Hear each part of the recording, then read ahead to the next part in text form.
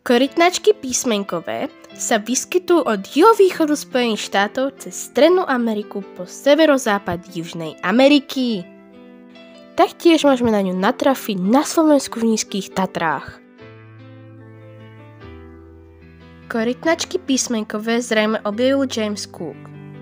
V roku 1656 sa objavila prvá zmienka o korytnačke, ktorá bola chovaná v zajatí.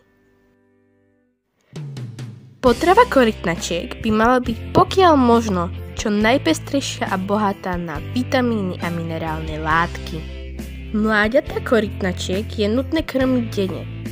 Mláďatá sú takmer výhradne mäsožravé. Ako korytnačky rastú, postupne vzrastá podiel rastlinnej zložky v ich potrave. Potrava je v prírode zo 60% živočíšna. 22% hmyz, 17% slimáky, 13% ryby, 8% kôrovce. Ostatných 40% sa skladá z rastlín, kde prevažujú vodné rastliny.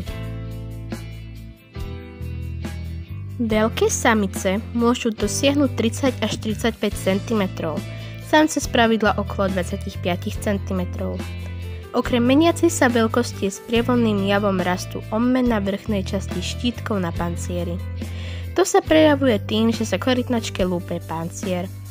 Toto lúpanie je súčasťou prírodzenej regenerácie a rastu panciera. Intenzita olpovania je priamo úmerná rastu. Takzvané čím viac korytnačka rastie, tým častejšie ju nemožno pozerať odlúpujúce sa do štičky. Okrem panciera sa lúpe aj koža korytnačky. Na suchu to väčšinou tiež ujde pozornosti, alebo vo vode z nej visia priehľadné belavé závoje z drapy jej starej kože. Korytnačky písmenkové sa dožívajú 30 rokov. Zimný spánok, tzv. Hibernácia, je stav strnulosti, v ktorom korytnačky prečkávajú zimné obdobie. Deje sa tak vo vode aj na suchu.